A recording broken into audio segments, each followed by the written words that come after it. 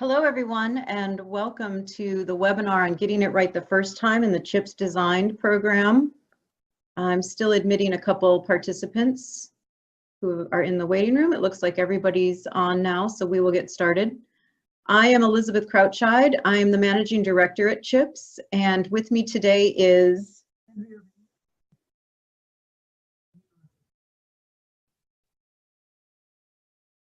let me just finish admitting the remaining participants. Welcome. We just introduced ourselves. Elizabeth Crouchide and Andrea Ranger will be doing the presentation today. We also have Lauren Sandoval on the call. She's the CHPS program coordinator, and you'll hear a little more about her role in the CHPS design program later. And our communications and membership director may also be on. I will introduce her if that's the case.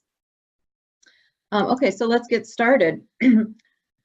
First, a couple mechanics. How to submit questions, because we're keeping everyone on mute in order to record this webinar and be able to provide it later. Please look for a chat balloon on your Zoom dashboard. There are 3 dots in the balloon. You just click on that and you'll be able to submit a question that way. You can send it to everyone or just to me, and we will answer everything in the Q&A at the end of the webinar. Feel free to submit your questions at any time, but we will hold answers until the very end. If you have something burning that you want to let us know about, you can go to the raise your hand option and through the participants menu.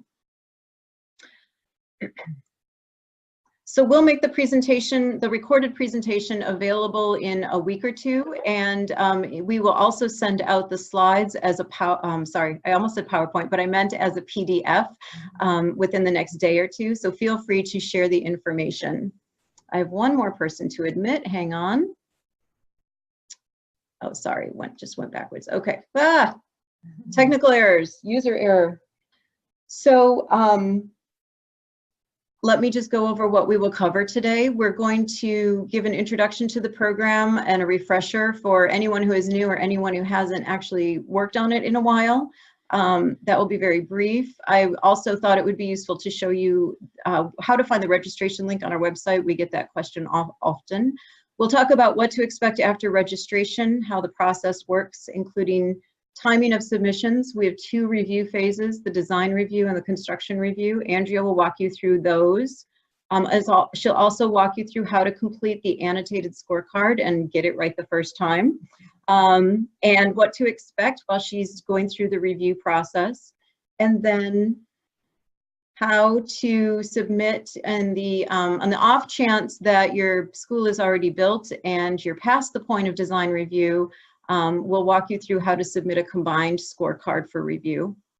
And then lastly, we'll talk about what to expect once CHPS Designed is attained. Welcome. I just admitted a couple additional people. I'm Elizabeth Crouchide, Managing Director, and with me is Andrea Ranger, our technical consultant. Just going through the agenda, and this webinar will be recorded, so if you want to check out the minute or 2 that you've missed, that's fine. You can do that after we post it. And last but not least will be Q&A. I think we're going to be done. We have about 20 minutes of content, so we might get you out of here in 30 to 45 minutes, depending on how many questions you have.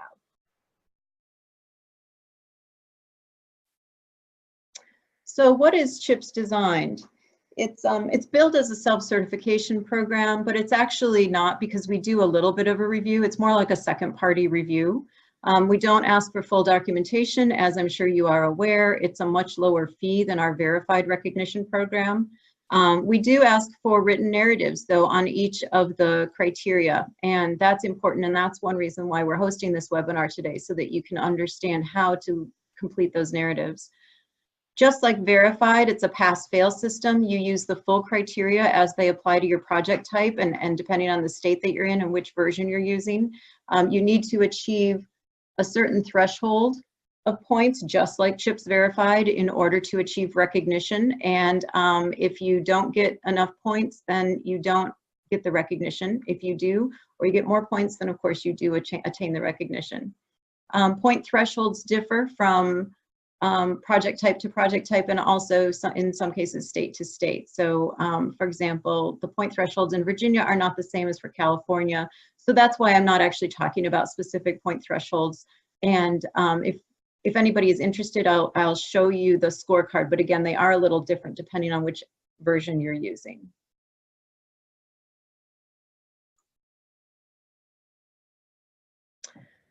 So who uses CHPS Designed? Well, all of you are here maybe for your own reasons or maybe for the same reason. Very commonly, we see that it's either because districts are cost constrained or perhaps they're not interested in achieving full verification. They have their own reasons for that.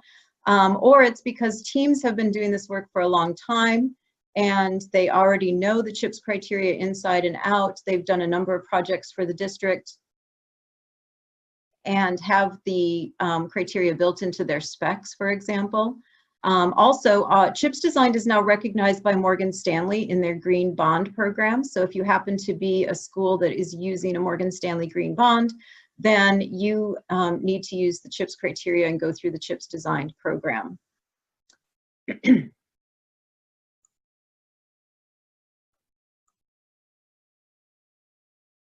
So just quickly, I wanted to show you how to, excuse me, how to get to our register a project link. This is our website. You want to go to the Our Programs menu. And then once you're logged in, you do have to log in and create an account and log in, excuse me. If you don't yet have an account, then the top of the page would actually have a link for new account, and you would simply fill out the information and then get your login information. You log in and then this link appears on the Our Program page called Register a Project, and that takes you to a fillable form. And you can either pay by credit card or we will invoice you and you can pay by check. So I'm going to turn it over to Andrea in just a moment, but first I'm going to talk to you about what to expect immediately after registration. And this is where working with Lauren Sandoval comes into play. Lauren is our program coordinator, and she handles setting you up on a website called Basecamp.com that is independent of CHPS. It's a program management website that we have decided to subscribe to that allows us to manage projects. We use it to handle communications with project teams and also to share files. So that's where you would upload your annotated scorecard and we would upload our review results and so on. We set it up for you. I'm going to actually show it to you really quickly. For those of you who haven't used it yet, bear with me in just a moment. This is what a typical designed project page looks like in Basecamp. You log in and your site is unique to your project. It's not accessible by anyone other than any of your team members you choose to add to the site, which you do through the Invite More People link, and also the CHPS staff and Andrea. Here is where you can upload files under the under this link right there. You can attach files or drag and drop. We start you out with a welcome message that gives you a little bit more information about CHPS Designed. Please do read it, and as it will help you get started. And then you can post messages like this, and then we all see it and we can respond as needed. We like Basecamp because it keeps a record of everything in one place for us. You are welcome, of course, to continue to contact us by phone or by email if you have questions. And now I'm going to turn it over to Andrea to talk to you about the process.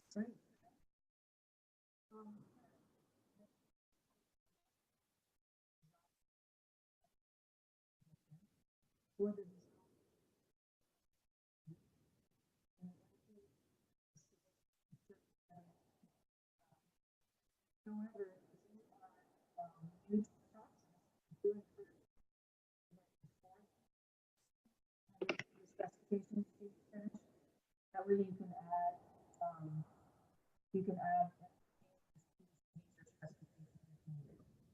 so you go through construction. At the end of construction, you'll also submit another scorecard, and you'll update the scorecard that you submitted for design.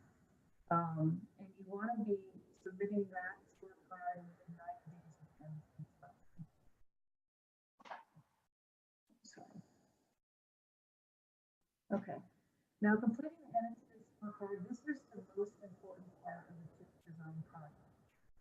And while you're filling out the scorecard, you are following along each prerequisite and credit that you are taking in the CHPS criteria document.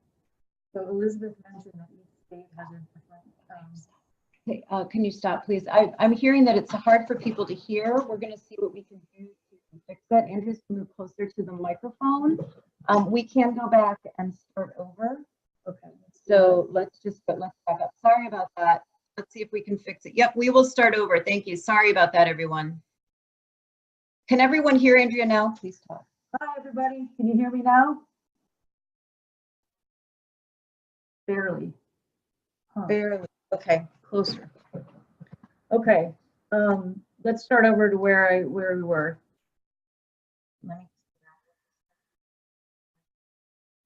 Okay, that's it. Okay, there are two submissions. Hold on. Yep. Okay. Okay. All right, so there are two submissions for a CHPS design project. There's a design submission and a construction submission. For the design submission, the CHPS annotated scorecard is submitted. Perfect now. Okay, good. And so I'm loud enough. That's good to hear, literally.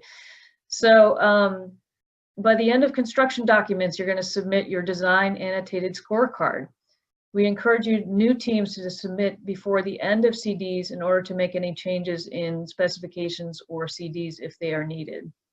So then you're going to go through construction, and at that point, at 90 days after the end of construction is when you're going to submit your construction annotated scorecard. Basically, you're going to update the design annotated scorecard to make sure that whatever you said you were going to do, you did do on your project. Okay, the most important part of a CHPS design project is filling out the annotated scorecard thoroughly and correctly. So the following tips are going to help you with filling out your scorecard. Following along with each prerequisite and credit that you are seeking in the CHPS criteria document. As Elizabeth mentioned earlier, each state has a different criteria. So you're going to select the criteria for your state, which you would have been following all along on your project, and make sure that each requirement is addressed in your narrative. This will include calculations where required as well, and we'll look at an example of a calculation. So first and foremost, there are often prerequisites and credits that are broken into multiple parts, and you want to make sure that your narrative addresses each part of the prerequisite or credit. And here's an example of an indoor air quality credit that has multiple parts. The content isn't as important here as just showing you how to fill out the multiple part credit. Thank you. Here's another example of a design entry, and this is for irrigation system testing and training. Again, the credit itself is not as important as the way that this narrative has been entered. The narrative tells you what's in the specifications. It provides the role of the design team to observe and document deficiencies. It also tells you the role of the contractor, which is training, and the district also has a role in testing the system once it's operational.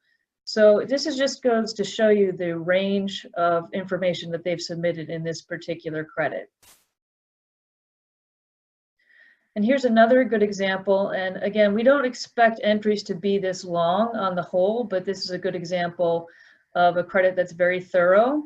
They say that they achieve a certain percentage of potable water reduction in landscape irrigation. So they give the calculation at the bottom, but they also describe how they achieve it through indigenous plant materials, through advanced irrigation systems, and a combination of other irrigation measures, excuse me. So again, this is another good example to work off of. And again, we don't expect most entries to be this long. And here's an example of a short but sweet entry for electric lighting performance. It shows you the specifications, where they are if you needed to look at them. But again, we're not expecting or wanting you to upload specifications. It also just addresses the two requirements that are in the credit. So they can be short and sweet. So in summary, completing the annotated scorecard, the do's and don'ts is be thorough, be concise, be absolutely sure to read the criteria document as you go. If you're working just off of the Excel spreadsheet that lists the credits, you will miss a lot of materials that are in the criteria documents. And then your narratives will not be really acceptable. Don'ts is refer to the reader to specs or drawings. That happens a lot when I'm reviewing these design scorecards, as they'll say refer to mechanical drawing, 3.1, or refer to specifications. But as you know, you're not uploading those documents, so you need to describe what's in those documents in order to have a complete narrative. And try to avoid writing short cryptic answers like see specifications or project completed that task, because those are not helpful.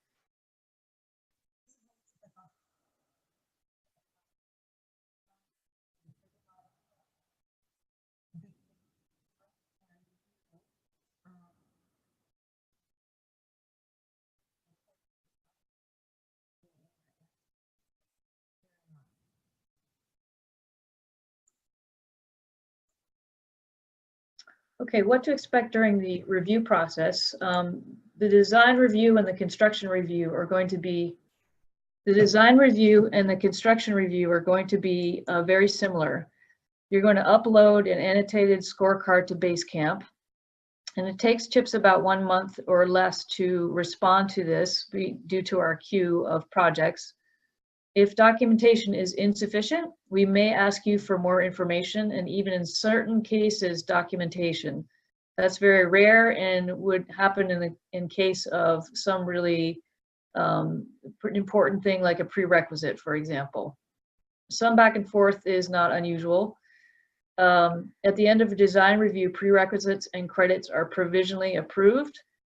They can't be finally approved until the end of the construction review. So again, a very similar process. This time you're going to update the annotations of the design review to reflect what actually happened during construction. And that gets uploaded to Basecamp. Again, the same amount of time to review, and there may be some back and forth. At the end of construction review, prerequisites and credits are finally approved, and we hope that CHPS design status is attained.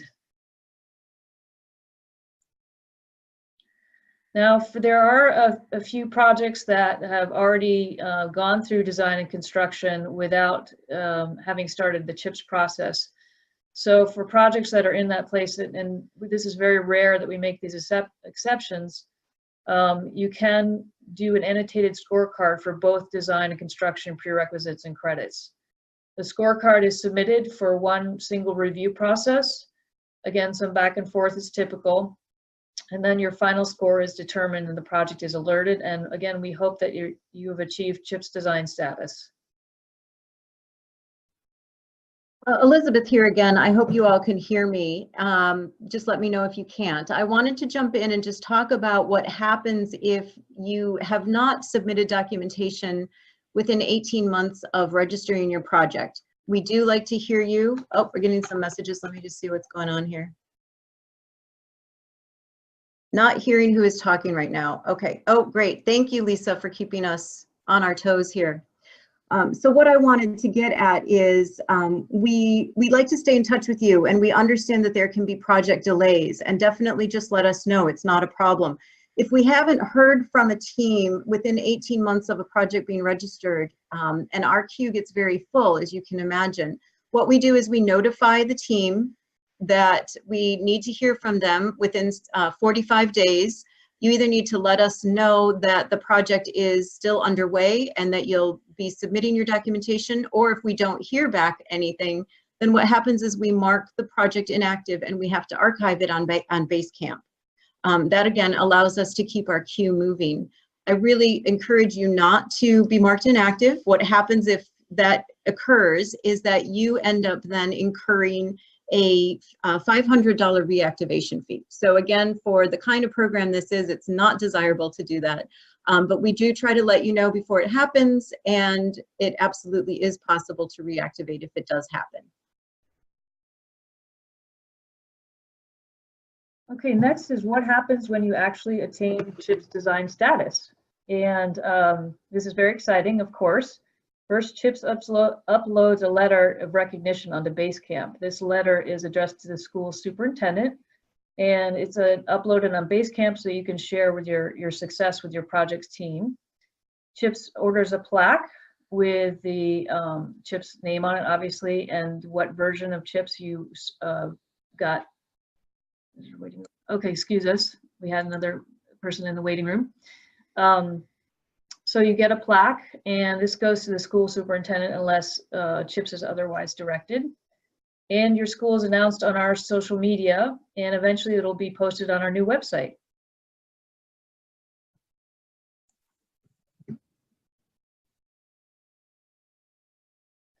And here are some examples of schools that are in our design process. This one is in Fairfax County in Virginia. And Dr. Linda G. Mora Elementary School, Northside Independent School District in Texas. And finally, we have another one in process, Glenwood Elementary in San Rafael, California.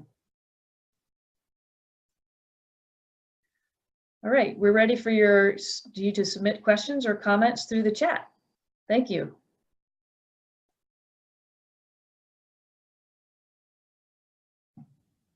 It's quiet out there. Anybody have any questions? And by the way, we really like to see your photos. So please share them, especially if you're willing to let us use them. And in our webinars or on our website, for example, we love to show off what you've been doing. We have a question. Can we make changes to the format of the scorecard? Drew, can you be a little more specific about what you mean? The scorecard does allow the cells to expand when you enter text. But if you have something else in mind, let us know. In general, you cannot change the format of the scorecard. But if it's not working for you, we'd like to hear about it so that we can maybe make decisions on our end about changes to make.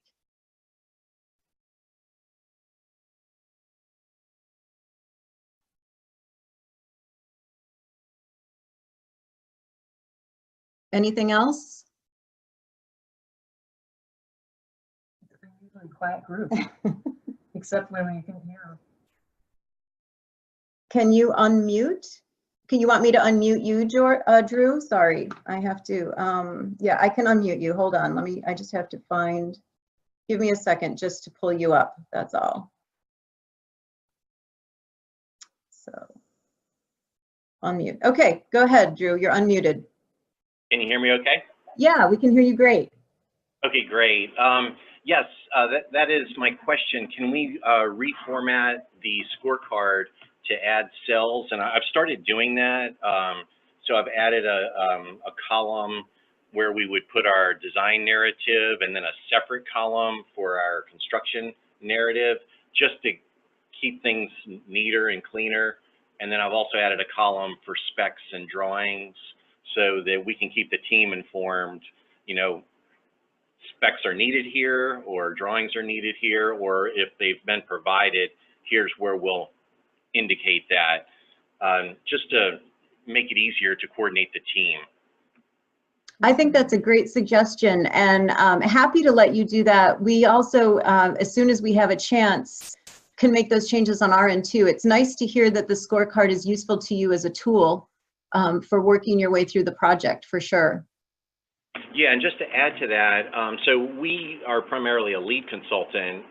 This is only our second CHPS project, and one of the key things about most lead scorecards that I've ever seen, they have a way to characterize the status of each individual point or prerequisite as a yes, maybe, or no, whereas your scorecard just says targeted points and then points claimed. So what I've done is I've inserted a column for yes, maybe, and no. And then that way the team can get a better sense of You know, do we have the 110 points in the yes column that we need for verification, and in our case in California, or do we only have 50 points? You know, where do we stand overall, and you know, what is the general sense of completion or achievement here that we've got? I'm happy to email this back to you when we get it a little more fleshed out, in case that's helpful to others. Actually, thank you. We're actually ahead of you on that one. We have revised the Virginia scorecard to do exactly that. What we do is we keep the columns hidden when it's on your end, and then we unhide it once Andrea goes through review.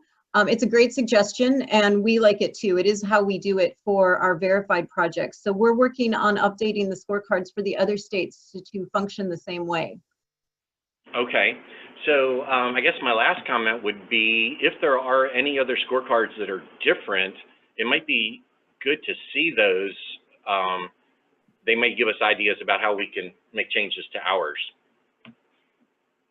Well, we like to have them standardized. So again, this might be a great conversation to have offline so we can understand better what you're trying to do with the scorecard. But for our purposes in reviewing them, we really prefer to have them standardized. And also it helps us so that we don't have lots of different versions out there that might have different functionality. But I'd be interested to hear more about what you're thinking. And your feedback on how to improve the scorecard is really good to hear. Okay, thanks. Thanks for taking my question.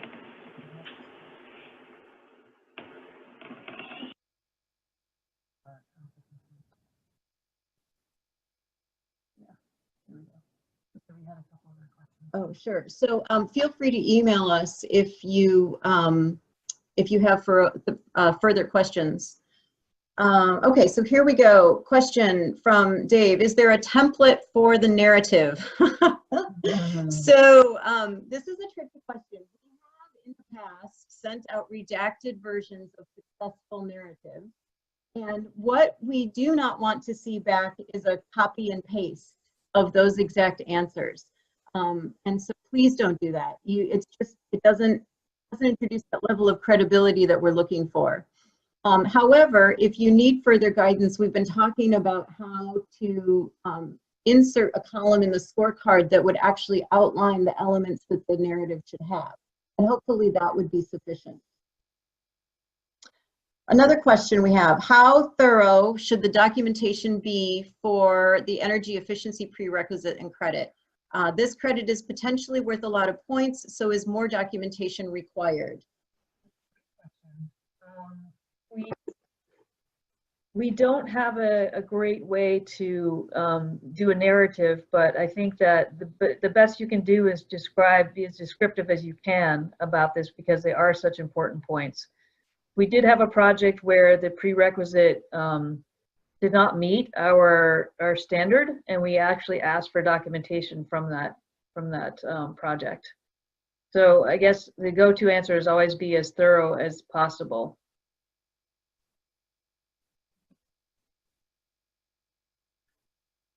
Another question. Virginia CHPS scorecard indicates document/plan reference here. Earlier in the presentation, we were told not to provide drawings or specs. Please advise. Oh, great. I will look up above. Okay, hold on, please. That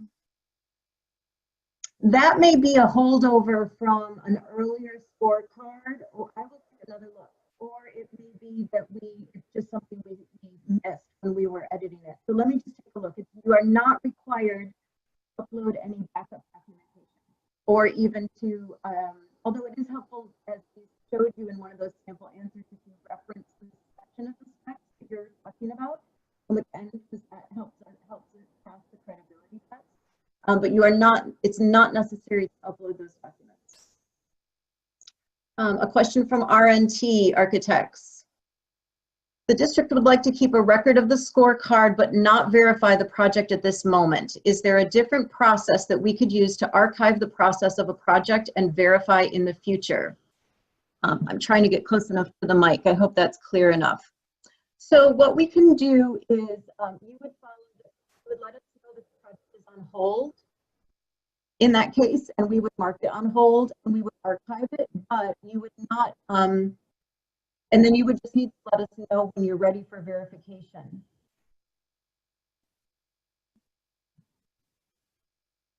It's hard to hear you again. Sorry, I don't actually know. We're sharing a microphone here, and I'm not actually sure where it is. So that's why we're having such trouble. I'm sorry about that.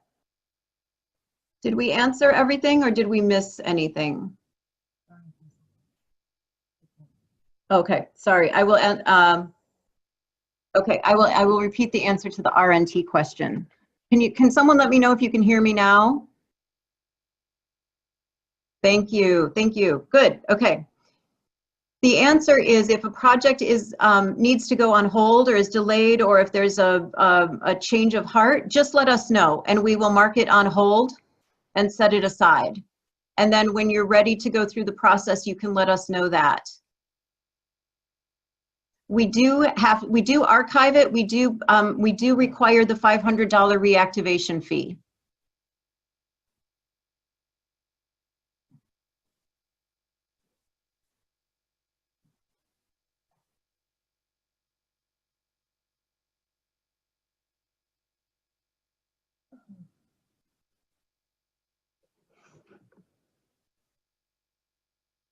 I got a question. Can we have a project reviewed as CHPS 2009? If it is not already registered, the answer is no. If that is the current version of the criteria, which I don't think we have any versions that are current for 2009, then no, you would not be able to. The only way to get a project reviewed under an old version of the criteria is if it's already registered.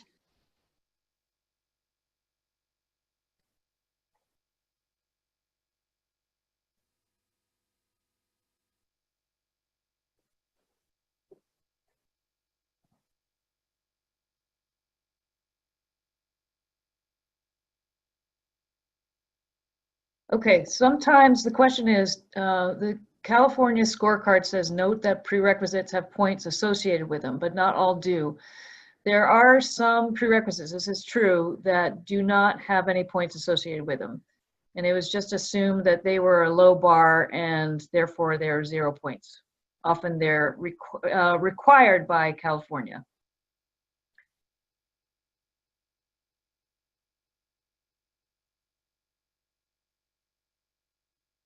And then the next question is, can we use the innovation category for them?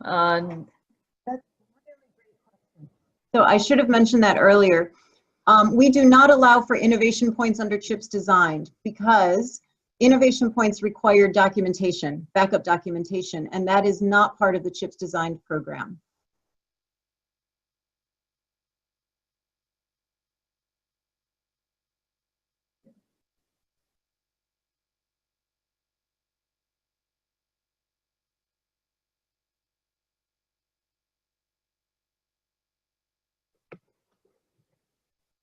Any more? Oh, here's another one. An observation. He says he wants to keep the team focused, so having 0 points is problematic. Because it seems like it's not worth anything. I believe that in the California version, though, all the prerequisites that don't have points, the reason for that is because they're already required by Title 24. I might not be entirely correct about that, but that was my understanding. Or by Cal Green, right. So, yeah, probably hard to keep focused when there are no points, but really in this case, it's not the points that is the motivating factor, it's the state requirements.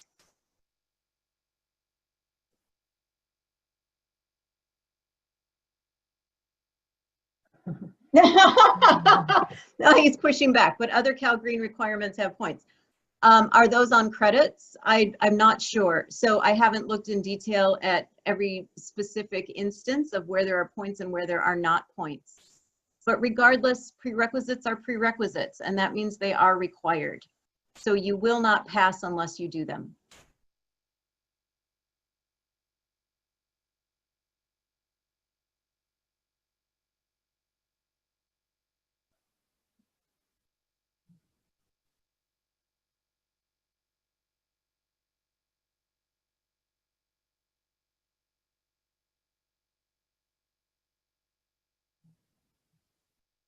Are there any more questions out there before we wrap up?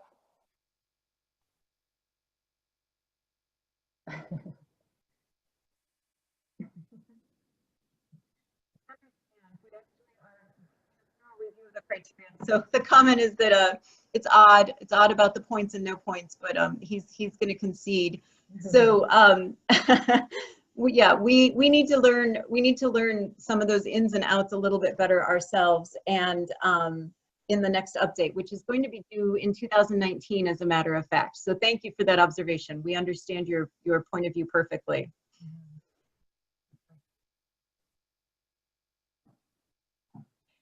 If there isn't anything else, any last minute questions, and of course you can always email us, then we will thank you and wish you a good day, and we look forward to having your project come through for review. Thank you.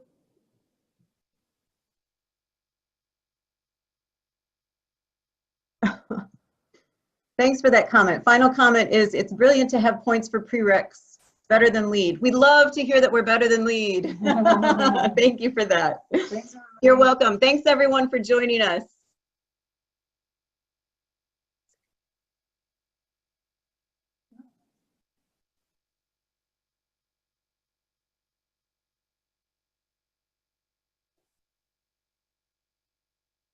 How many did they have? 33, I thought. Less than.